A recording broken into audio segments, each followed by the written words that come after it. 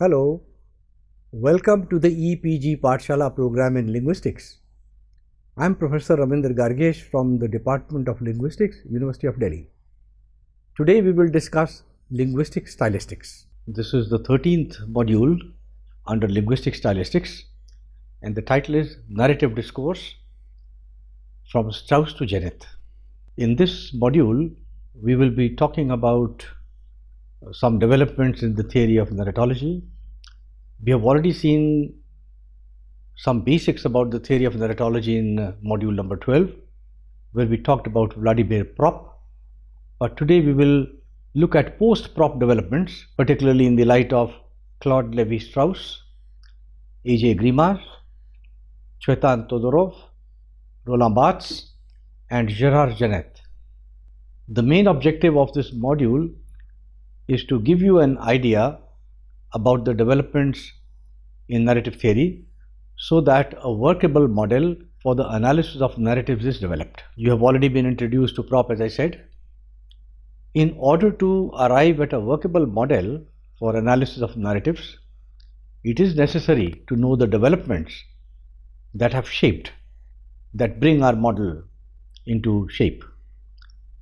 In this context, you will be first introduced to, as I said, Lévi-Strauss, his work of 1958, then Grimard, his work of 1966, Todorov, his work of 1969, Roland Barthes, his work of 1975, and Gérard Geneth, his historical classical work of 1980. Later modules by Meiekbal, Rimon Kenan, and Stanzel we will consider in the next module, and then we will also come up with a model, a synthetic model for the analysis of narratives. This discussion on the developments is necessary because narratives have a complex structure and scholars have viewed them in somewhat different ways. It is not like analysis of sentences where things are more cut and dried in terms of phonemes and morphemes and sentences. We are dealing with discourse and so many other factors that happen in discourse. Basically, a narrative discourse consists of a series of events. Now, this is something we do not deal with when we deal with grammar of sentences. So, it consists of a series of events that are presented in and through language. Hence, the approach is linguistics, but of a different type. In the process, the linguistic constructions of time, place, and characters, they also take place. In the narrative, characters talk to each other, and there may be a character who may be the mouthpiece of the author, or there may be an authorial voice in the text that shapes the discourse, and there may be a character who may be the mouthpiece of the author, or there may be an authorial voice in the text that shapes the discourse. In addition to this, there will be style features that distinguish characters from each other, the language of the characters from each other, features that could also be used to identify the author and the text as well. It is through such style features that the text as a meta discourse also addresses the readers, who too can concretize the discourse in the light of their respective personal worldviews. Let us look at Claude Lévi-Strauss, his contribution. Lévi-Strauss had adopted a structuralist model of linguistics for studying the structure of myths, which gave rise to structural anthropology. In his work, The Structural Study of Myths in 1963, Lévi-Strauss employed the principles of structural linguistics to make a systematic analysis of cultural contents of myths. He, unlike Propp, followed the paradigmatic approach in structural linguistics of texts. Syntagmatic analysis of a text refers to the structural analysis, such as the analysis of a sequence of events and the role of characters as presented by Propp in his analysis of Russian folktales. But in the paradigmatic analysis, on the other hand, it deals with the semantic aspect of the text to uncover the meaning. In fact, paradigmatic analysis is concerned with variable constituents of choice of the constituents of narratives that may replace each other. So we are looking at paradigmatic level what can replace or substitute one another. Hence, Claude Lévi-Strauss first isolated the structure of myth in terms of smallest units that he called a mytheme.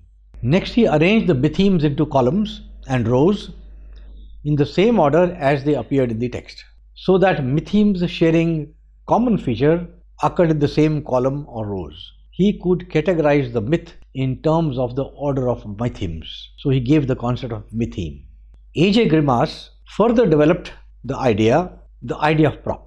He followed the functional notions of prop, his dramatic personae, and he also followed Levi-Strauss's conception of narrative structure of myth, and he came up with the idea of actants. Grimas looked at the aspect of characterization in the narratives. Prop had categorized his dramatist personae into 7 categories that we had discussed in the last module, but Grimas reduced them to 6. He further distinguished actants into acteur and actant and related them as accomplishing or submitting to an act, and both can include not only human beings, that is characters, but also inanimate objects, for example a magic ring, and abstract concepts like destiny. Grimas, he has been extensively used by Rimon Kenan. He says actants are general categories underlying all narratives, and they may reside in the functions of more than one acteur, characters. Hence, in Grimas' model, the same acteur or the same actant can have more than one acteurs. For example, Ram and Shyam presented a gift to Seema. Here in the sentence, Ram and Shyam are 2 acteurs, but 1 actant. That is, as senders, both are senders, so 1 actant. Acteurs 2. Seema, on the other hand, is the receiver of the gift, receiver of the object. So, on the contrary, 1 acteur can also function as 2 actants. For example, let us take another sentence. The boy buys himself trousers. The boy as an acteur function as 2 actants, such as sender, he is the sender and he is the receiver. The actantial model proposed by Grimas is as follows. According to his model, which he gave in 1983, there is a sender. He sends an object to a receiver. There is a helper who helps the subject, and the subject is also related to, there is an opponent, and the object and subject are related, but there is an opponent also. So there are 6, not 7 like in prop. The model of Grimas shows how narrative works. According to him, sender receiver, subject object, helper opponent are 6 basic elements or constituents of the story. In his model, sender initiates the narrative and gives the mandate to subject, who is the protagonist of the story, to fulfill the action initiated by the sender. Object is the goal of the story, which is communicated by the sender through the action of the story. Receiver is the person who receives the object from the sender. Helper is a figure who helps the protagonist achieve the goal initiated by the sender. There is a figure or the force called opponent, which prevents protagonist or subject to accomplish this task, which is initiated by the sender. In this way, the narrative takes place, and it talks about the actantial model.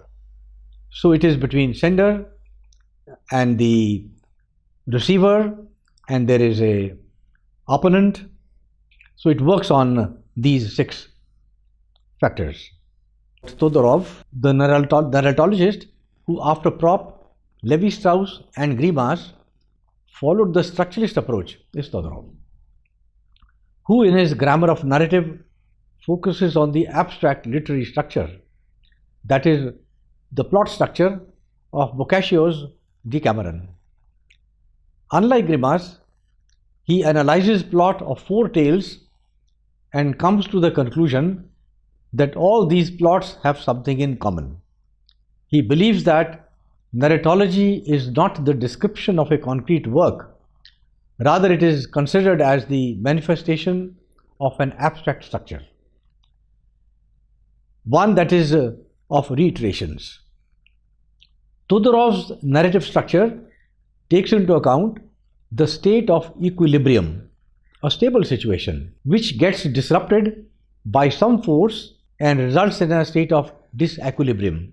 After a recognition of the state of disequilibrium, there is an attempt to repair or to bring back the state of equilibrium. Though this equilibrium will not be the same as the original state, it will be different somewhat. Todorov perceives 2 types of episodes in a narrative. The first episode describes the state of equilibrium or disequilibrium, and the second, the transition of states from one to the other. This is fundamental to the model proposed by Todorov. Next we come to Roland Barthes. Roland Barthes is another structural narratologist. He saw narratives as consisting of 3 levels: functions, actions, and narration. Narrative, according to Barthes, is solely made up of functions. Everything in one way or the other is significant. It is not so much a matter of art on the part of the narrator as it is a matter of structure. This means that function from the perspective of linguistics is a content unit that refers to meaning of the utterance. He also says that a functional unit at times may be larger than the sentence, but some functional units at times can also be smaller. By functional units, Barthes means the connotative meaning of a word or sentence rather than its denotative meaning. Functions get further divided into 2 types. 1, cardinal functions or nuclei, and second, catalysis. Cardinal functions either initiate or resolve the uncertainty, whereas catalysis provides countless minor incidents or descriptions which correlate with the nucleus, or fill in the narrative space and perform a phatic function in order to maintain contact between narrator and the addressee. Actions, according to Barthes, include characters, and there is not a single narrative without characters. Characters in the narrative have been viewed as rational beings, psychological beings, and participatory beings. In the context of narration, Barthes does not support the 3 conceptions. 1. The first conception he does not support is that the narrative emanates from a person or the author. Second one, the narrator is an omniscient figure in the narrative, that the narrator always knows everything. Third one, character as narrators. Characters are narrators. Now, according to Barthes, narrator and characters are paper beings, and the author can't be considered as a narrator, as the sign of the narrator is already embedded there in the narrative itself, and it is discernible by a semiological analysis. He further states that, like language, narration can be of 2 types. 1, personal, and second, apersonal or impersonal. In order to identify which system is in operation, one needs to replace the apersonal marker, that is he, with the personal marker, that is I. If this doesn't change the discourse, but change only the grammatical pronouns, then it is said to be in a personal system. Otherwise, it is apersonal. Sometimes there can be a mix of both the systems, Barth's structure of narrative consists of functions, mainly functions. Functions and then actions and then narration, three things, which focus on anything in the narrative that is significant. Without character, narrative cannot happen. And narration happens through the narrator as paper being or as constructed impersonal narrator voice. So it's a constructed voice. In this way, the structural narratologists, all structural narratologists so far, they had attempted to understand the narrative in structural and functional terms. A very important development was initiated by Gérard Genette, and that led to the study of narrative as a form of discourse, the kind of approach that many people follow even today. So one of the most important theoreticians has been Gérard Genette. Gérard Genette, in his work titled Narrative Discourse, he views the narrative at three levels, and the three levels are narration, discourse, and story. These three levels or dimensions are linked to the grammatical voice, tense, mood. Voice is further categorized into person and time of narration.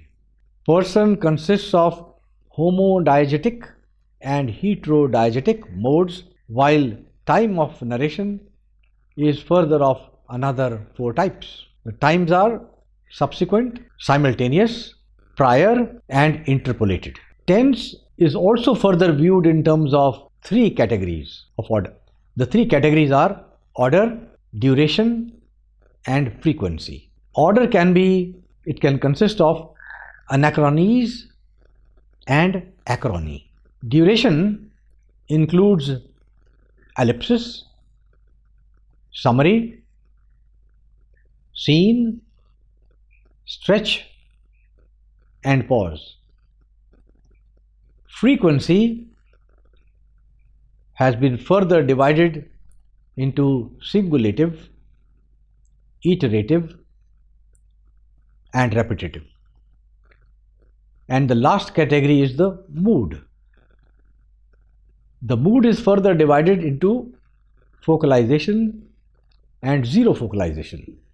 Genette defines a narrator in the following way. I quote, "He or she is the agent who establishes communicative contact with an addressee, the narratee, who manages the exposition, who decides what is to be told, how is it to be told, especially from the point of view, and in what sequence, and what is to be left out." Genette, on the basis of the presence of the narrator or on the basis of the extent of the participation in the story, categorizes narrative as homodiegetic and heterodiegetic. Homodiegetic narrative is the narrative in which the narrator takes part in the story that he or she tells. The example of homodiegetic narrators are the Pardour in the Canterbury Tales of Chaucer and Lockwood in Wuthering Heights of Emily Bronte. They narrate stories in which they themselves take part as characters. In the heterodiegetic narrative, characters do not narrate stories. For example, the omniscient narrator of Tom Jones and Sons and Lovers, who don't take part in the stories they narrate. Moreover, if the homodiegetic narrator is the protagonist, he or she is called autodiegetic narrator. For example, Pip in Dickens' Great Expectations. He plays a central role in his own story and is a protagonist narrator. The time of narration in Genette's model refers to the actual storytelling time of the narration. Genette describes four types of narration. Subsequent narration. Subsequent narration refers to telling of the event that happened in some past time. For example, subsequent narration in Fielding's Tom Jones and in Charles Dickens' Great Expectations. Simultaneous narration refers to storytelling at the moment of its occurrence. The type of narration is mostly found in reporting and diary entries. Example of this type of narration can be found in Les Modifications, in which the narrator appears as telling about his actions while performing them. Prior narration is all about narrating an event that will occur at some time in the future. For example, Angel Michael's explanations about future to Adam in Paradise Lost. The last type of narration, interpolated narration, involves a mixing of prior and simultaneous narration. For example, in Pierre Choderlos de Laclos's Les Liaisons Dangereuses, narration of a past event happens through letter, and this letter triggers the upcoming events. By tense, Genet means time of narration in the story. Narrative time is achieved through order, duration, and frequency. Order in Genet's view refers to the order of sequence of the events in the story. The sequencing of events can either be in terms of achrony or anachronies. While achrony refers to the linear sequencing of events, anachronies refers to the non-linear sequencing of events. Anachronies are further of two types, analepsis and prolepsis. Analepsis refers to the narration of an event that had occurred earlier to the time of storytelling and has an explicative function. For example, Thomas Sutpen narrates his childhood to another character in Faulkner's Absalom, Absalom. Prolepsis, on the other hand, refers to future events. For example, the sentence, later, 20 years later, he was to tell himself, if I had said they wanted only truth, justice, he would have hit me again. So something about the future. The narrator anticipates the events prior to the happening in the story. That is prolepsis. Genet's duration includes pause, scene summary, and ellipsis to gauge the narrative speed. Pause refers to the interruption of an event in order to make space for narrator's observations, etc. Scene refers to the narrative time corresponding to the place and time of the story, and summary to the summary of the narrative. Ellipsis refers to the gaps left by the narrator. Frequency in the context of occurrence of a particular event has been further subdivided into, as we had said earlier, singulative, iterative, and repeating. Singulative narration refers to narration of an event that occurs once, and this is quite common in text. Iterative refers to the repetition of a narrative several times. For example, the opening paragraph of Lawrence's The Rainbow, a single detail is repeated a number of times, several times. Iterative refers to the repetition of a narrative several times. For example, the opening paragraph of Lawrence's The Rainbow, a single detail is provided of the repeated activities of Brangwen's men through the years. Repeating refers to the more than once recounting of a single event. For example, Faulkner's novel Absalom, Absalom, the murder of Charles Bonn is narrated repeatedly 39 times. The third and the last category of Genet's narrative structure is mood, which refers to focalization. By focalization is meant the point of view.